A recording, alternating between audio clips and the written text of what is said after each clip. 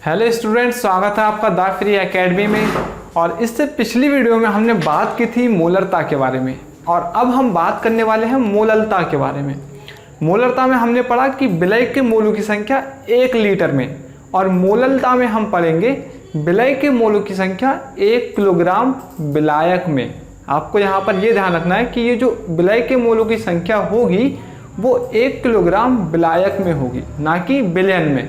ठीक, मोलरता में विलयन में होती है मोलों की संख्या, जबकि मोललता में होती है 1 किलोग्राम विलायक में। आइए समझते हैं इसके डिफिनेशन को विद एग्जाम्पल। तो डिफिनेशन क्या है? विलायक के 1 किलोग्राम में उपस्थित विलय के मोलों की संख्या को उस विलयन की मोललता या फिर मोलैलिटी कहते हैं। इसे स्मॉल m से प्रदर्शित किया जाता है। इसका फॉर्मूला क्या होगा? मोललता बराबर विलय के मोलों की संख्या बटे विलय का भार किलोग्राम में। अब जो हमारे विलय के मोलों की संख्या होती है, मैं आपको पिछली वीडियो में बता चुका हूँ कि इसे हम स्मॉल n से लिखते हैं, और जो हमारा विलायक का भार होगा इसे हम कैपिटल W से लिख देंगे। ठीक, तो ये हो गया हमारा फॉर्मूला। अब हम समझते हैं इसे एग्जाम्पल की सहायता से। मान लीजिए मेरे पास विलय के मोलों की संख्या 2 है, और ये जो विलय के मोलों की संख्या है वो विलायक के 2 किलोग्राम में घुली हुई है। तो यहाँ से मेरी मोललता कितनी हो जाएगी? विलय के मोलों की संख्या मैंने ऊपर लिख ली, और जो विलायक का भार है उसे मैंने नीचे लिख लिया। तो 2/2 यानी कि मेरे पास 1 आ जाएगा, और इसकी जो मोललता हो जाएगी वो हो जाएगी 1 मोल प्रति किलोग्राम। ठीक, जो मोल प्रति किलोग्राम है वो है मोललता का मात्रक। ठीक, मैं यहाँ पर आपको लिख देता हूँ। जो मोललता का मात्रक होता है, स्मॉल m से मैंने मोललता लिख दी। विलय के मोलों की संख्या मोल हो गया, और जो विलायक का भार है जो किलोग्राम में, वो बटे में आ गया, तो प्रति किलोग्राम। ठीक, इंग्लिश में अगर हम इसे चाहें तो कुछ इस तरह से भी लिख सकते हैं, मोल किलोग्राम इनवर्स। ठीक, ये हो गया मात्रक। अब समझते हैं इसे कि जैसे हमने मोलरता में पढ़ा था, मान लीजिए हमें विलय का भार दिया हुआ है ग्राम में, और वहाँ से हमें बोला है कि आप इसकी पहले मोलों की संख्या निकालिए और उसके बाद क्या कीजिए, आप इसकी मोललता निकालिए। इसे एग्जाम्पल के माध्यम से समझने की कोशिश करते हैं। मान लीजिए मेरे पास क्या है, वही सेम एग्जाम्पल लेते हैं NaOH का, और NaOH है आपके पास इस बार 80 ग्राम। ठीक, और आपसे बोल रहे हैं कि जो 80 ग्राम आपका NaOH है वो आपका जो विलायक है जो कि कैपिटल W, वो आपका घुला हुआ है ये 200 ग्राम विलायक में। ठीक, यहाँ से आपको मोललता बतानी है, तो सबसे पहली चीज़ जो हमें यहाँ से निकालनी होगी वो हमें निकालनी होगी NaOH के मोलों की संख्या स्मॉल n।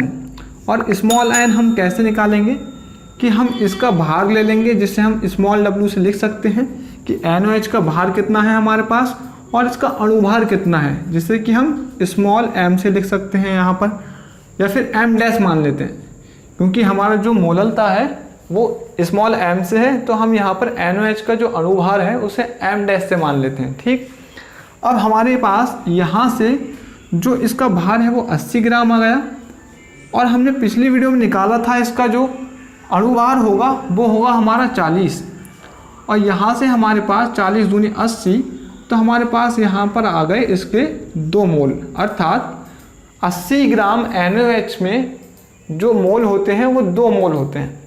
अब हमारे पास यहाँ पर है 200 ग्राम, लेकिन हमें विलायक का जो भार लगाना होता है वो हमेशा ही किलोग्राम में लगाना होता है।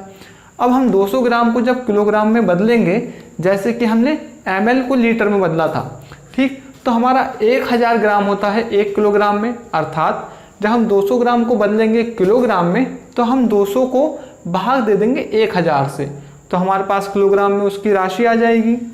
अब यहाँ पर मैंने इसे बदल दिया 1000 से भाग दे करके किलोग्राम में, तो यहाँ से आपके ये 2 जीरो कट जाएंगे और ये बचेगा 2/10 जो कि आ जाएगा 0.2 किलोग्राम। ठीक, अब मेरे पास मोलों की संख्या भी है और मेरे पास विलायक का भार भी है किलोग्राम में। इसका मतलब मैं आसानी से निकाल सकता हूँ। मेरे पास n भी है, n है मेरे पास 2 मोल, और जो मेरे पास विलायक का भार है कैपिटल W वो है मेरे पास 0.2 किलोग्राम। अब मैं क्या करूँगा, इनको भाग दे दूँगा। अब मैंने यहाँ से जब इसे भाग दे दिया तो ये क्या बचेगा मेरे पास, 0.2 से जब मैं भाग दूंगा ऊपर तो ये पॉइंट हट जाएगा, इसका ऊपर 10 हो जाएगा और ये हो जाएगा 2 एकम 2, अर्थात जो हमारे पास मोललता आएगी वो आ जाएगी 10 मोल प्रति किलोग्राम। ठीक, तो मैंने आपको बता दिया कि मोललता क्या है। 1 किलोग्राम विलायक में विलय के मोलों की संख्या, इतना सा आपको याद रखना है। इसे हम स्मॉल m से प्रदर्शित करते हैं। ठीक, और जो इसके मोलों की संख्या है उसे हम छोटे n से दर्शाते हैं, और जो विलायक का भार है वो हमेशा किलोग्राम में होना चाहिए और इसे हम कैपिटल W से दर्शाते हैं। अगर हमें विलय का भार दिया है और उसका फॉर्मूला दिया है तो हम विलय के मोलों की संख्या कैसे निकालेंगे, उसके भार को भाग दे देंगे उस पदार्थ के अणु भार से, तब हमें विलय के मोलों की संख्या मालूम पड़ जाएगी।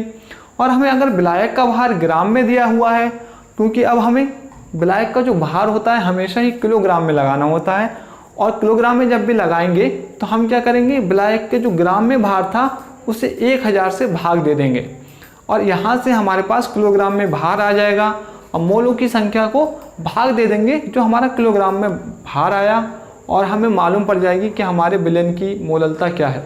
अब एक चीज़ आपको हमेशा यहाँ पर ये ध्यान रखनी है, जो मोललता होती है वो ताप से परिवर्तन नहीं होती है। जैसे अगर हम किसी विलयन का अगर हम ताप बढ़ा देते हैं तो उससे मोललता पे कोई भी फर्क नहीं पड़ेगा, क्योंकि जो हमारा विलायक है उसका किलोग्राम में भार जो है वो ताप का एक फलन नहीं है, एक फंक्शन नहीं है। जबकि विलयन का जो आयतन होता है, ठीक, अगर हम उसे गर्म करते हैं, थोड़ा वो वाष्पशील अवस्था में आता है तो उसका आयतन क्या होता है, बढ़ जाता है, और इस वजह से मोलरता भी बढ़ जाती है। लेकिन हमारा जो विलायक का भार है, ठीक, क्योंकि वो मोस्टली ठोस अवस्था में होता है या फिर द्रव अवस्था में अगर होगा तब भी इतनी ज़्यादा फर्क नहीं पड़ता, क्योंकि हम भार की बात कर रहे हैं ना कि आयतन की, तो भार हमेशा ही बराबर रहता है। इस वजह से जो विलयन की मोललता होती है वो ताप पर निर्भर नहीं करती। Thanks for watching.